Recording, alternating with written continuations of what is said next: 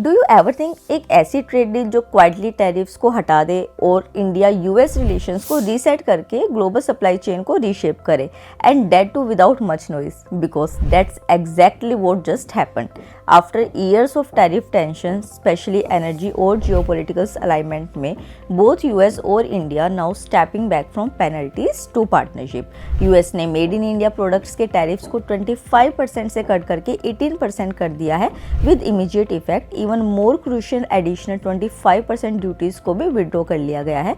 But tension trigger कैसे हुई थी, तो चलो अगस्त 2025 में चलते हैं। US impose tariffs up to 50%, जिसमें रेसिप्रोकल ड्यूटीज एंड पेनल्टीज जो थी रशियन ऑयल इंपोर्ट से लिंक थी।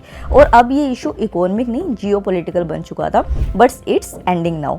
According to US, India agree to scale up imports of over $500 billion worth of American goods, जिसमें energy, advance technology, nuclear equipments भी होंगे। और India progressively US के against tariffs and non tariff barriers को भी reduce करेगी। ये deal make, design और इनोवेट इन इंडिया की अपॉर्चुनिटी को एक्सपेंड करेगी। अगर हम डीपर लेवल पे देखें तो ये एग्रीमेंट स्ट्रेटेजिक रीसेट रिप्रेजेंट करता है, जहां एंड होता है टैरिफ लेड एस्केलेशन का। इंडिया की पोजीशन स्ट्रॉन्ग होती है ग्लोबल सप्लाई चेन में, और सटली चाइना की डोमिनेंस को ग्लोबल सप्लाई चेन में एक पुशबैक मिलता है।